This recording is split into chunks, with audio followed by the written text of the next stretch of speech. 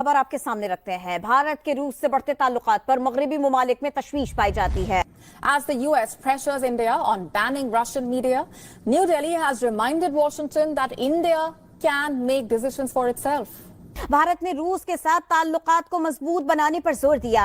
इस बीच भारत ने भी रूसी सरकारी मीडिया पर बैन न लगाकर अमेरिका को चुप रहकर करारा जवाब दे दिया है। और अगर अमेरिका की तरफ से, यूरोप की तरफ से भारत को कुछ कहा जाता है कि भाई आप ये क्यों कर रहे हैं, तो भारत उनका जवाब देने के काबिल है। और भारत रशिया का बहुत ही भरोसे वाला साथी है और दोस्त है। The Indian government has not issued any official response to America's request to ban RT. अब रशिया जो है वो वीजा फ्री ट्रैवल एग्रीमेंट कर रहा है, हमारे पास पाबंदियां हैं, हमारे यूएई भी वीजे बंद कर देता है। Definitely Indian prime minister Narendra Modi ji जो हैं वो एक बड़े लीडर के तौर पे सामने आए हैं, और आप उनकी जितनी चाहे उनकी अपोजिशन हो, चाहे पाकिस्तान हो, जितना चाहे आप बुराइयां कर लीजिए, लेकिन ये चीज तो माननी ही पड़ेगी कि रशिया यूक्रेन वॉर को रुकवाने में मोदी जी और यानी कि इंडियन प्राइम मिनिस्टर एक बहुत इंपॉर्टेंट रोल प्ले करना चाह रहे हैं। अब रशियंस ये कहते हैं कि भाई इंडिया एक ग्रेट पावर है, अपने नेशनल इंटरेस्ट को सबसे पहले रखता है। हमने ये बताना था कि भाई हमारा दोस्त रशिया था, है और हमेशा रहेगा।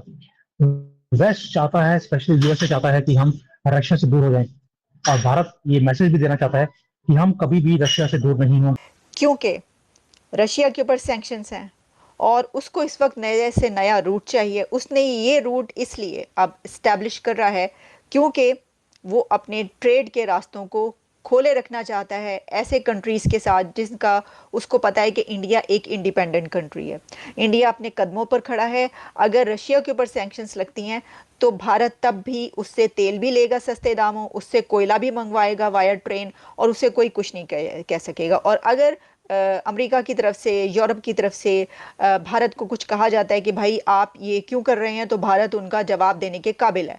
और भारत रशिया का बहुत ही भरोसे वाला साथी है और दोस्त है। तो प्रेसिडेंट पुतिन को ये मालूम है, और रशिया के सरगेई लारोव जो हैं उन्होंने इसको अनाउंस भी किया, इसके बारे में बात की है। तो वो इसीलिए ये चाहते हैं कि Europe to Asia and the Middle East ये रूट अब उनके इस्तेमाल में आए। तो उन्होंने नया रास्ता देख लिया। देखिए पहले कभी 16, 17, 15 सेंचुरी में ये वाली, जब हम वहाँ की उस वक्त की स्टोरीज, एशियन स्टोरीज पढ़ते हैं तो उसमें पता चलता है कि जनाब वो रास्ते ढूंढे जा रहे होते हैं, और उसमें लोग जो हैं उस वक्त जब तिजारत शुरू हुई थी तो ट्रेड करना शुरू होते हैं। आज के दौर में अब वो इस तरीके से हो रहा है कि पूरी दुनिया में रूट्स बन रहे हैं, न्यू रूट्स, और ये रूट खुशहाली के हैं, ये रूट तरक्की के हैं। तो इंडिया इन रूट्स में हम देख रहे हैं कि सबसे आगे नज़र आ रहा है, और ऐसे दुनिया के तमाम बड़े रूट्स में अब इंडिया एक पिलर के तौर पर मौजूद है। पहली बात ये कि रशिया का और भारत का जो रिलेशनशिप आपको मालूम है बहुत पुराना है। हमारा जैसे आपका चाइना बहुत अच्छा फ्रेंड है, हमारा रशिया फ्रेंड है, दोनों ही कम्युनिस्ट कंट्री के पीछे लगे हुए हैं हम लोग। लेकिन हमारा जो रिश्ता है आपकी तरह नहीं है। आपका तो है ना लेन लेन का ही फर्क है, बस हमारा लेन और देन दोनों है, आपका सिर्फ लेन लेन है चाइना से। और इसलिए मोदी जी ने इस बार एक ही काम किया, तीसरे टर्म में सबसे पहला काम किया है, चाइना रशिया का विजिट किया है।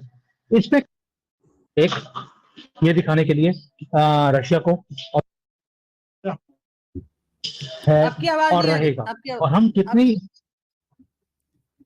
आपकी आवाज नहीं आ रही थी सर बीच में। उसमें मेरी बीवी का फोन आ गया था इसलिए कर गई थी। तो रशिया को और दुनिया को हमने ये बताना था कि भाई हमारा दोस्त रशिया था, है और हमेशा रहेगा। वेस्ट चाहता है, स्पेशली यूएसए चाहता है कि हम रशिया से दूर हो जाएं, और भारत ये मैसेज भी देना चाहता है कि हम कभी भी रशिया से दूर नहीं होंगे। जहां पर हमारा इंटरेस्ट है, स्ट्रेटेजिक इंटरेस्ट है, हम वहां पे अपने रिलेशन को हमेशा बरकरार रहेंगे, कुछ भी हो जाए। तो कहीं ना कहीं आग लगाने की जरूरत थी अमेरिका को, क्योंकि आपको मालूम है कि हमारे इलेक्शन के अंदर भी उन्होंने बड़ी बार इंटरफेयर करने की कोशिश करी है। और इस बार मोदी जी ने भी ठान लिया है कि अब मैं किसी की सुनने वाला नहीं हूँ, अब मैं वही करूंगा जो मेरे कंट्री के लिए बेनिफिशियल है। और रशिया के साथ खड़े होना हमारा जरूरी भी है, मजबूरी भी है, ये कह लीजिए। और आज की डेट में पूरी दुनिया में ये जो एक समीकरण चेंज हो रहा है, समीकरण का मतलब मैं समझाता हूँ, हिंदी का वर्ड है, बैलेंस चेंज हो रहा है। रशिया चाइना के करीब आता जा रहा है, और ये इसलिए बैलेंस करना भारत को बहुत ही जरूरी था, वेस्ट को भी और चाइना को भी। और दोनों को बैलेंस करने का एक ही तरीका था, सीधा बीच में रशिया आता है, रशिया पहुंच जाओ।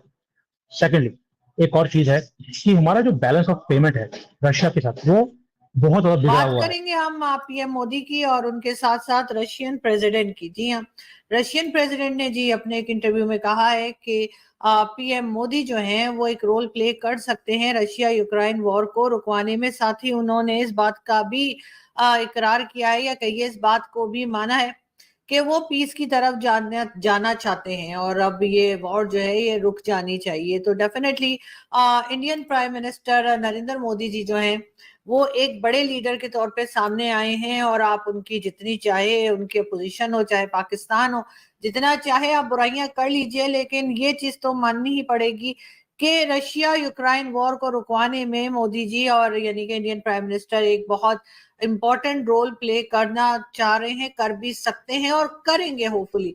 और साथ ही साथ उनको हर जगह, चाहे गल्फ कंट्रीज हो, चाहे रशिया यूक्रेन हो, यूरोपियन कंट्रीज हो, अमेरिका हो, हर एक ही एक इम्पोर्टेंट लीडर और बड़े लीडर के तौर पे देख रहा है। और अगर वो किसी जगह पे वॉर रुकवाने में कामयाब हो जाते हैं तो डेफिनेटली उनकी इस चीज की तारीफ होनी चाहिए, ना सिर्फ बाकी दुनिया में बल्कि पाकिस्तान को भी इस चीज की यकीनन तारीफ करनी चाहिए कि किसी भी जगह पे वॉर हो रही हो, किसी भी कंट्री में हो रही हो, किसी भी रीजन में हो रही हो, वहां पे अगर कोई वॉर को रुकवाने में अपना कोई रोल प्ले करता है तो डेफिनेटली उनको उनकी तारीफ होनी चाहिए और उनसे बहुत कुछ सीखना चाहिए। लेकिन खैर, रशियन प्रेसिडेंट जो है उन्होंने भी एक तरह से इस बात की तरफ इशारा किया है कि यूक्रेन के साथ वॉर जो है उसको रोकने में नरेंद्र मोदी जी जो है वो रोल प्ले कर सकते हैं। और साथ साथ उन्होंने ये भी, इस बात से पता चलता है कि रशिया भी अब इस तरफ पॉजिटिवली सोच रहा है कि वॉर को रोका जाए।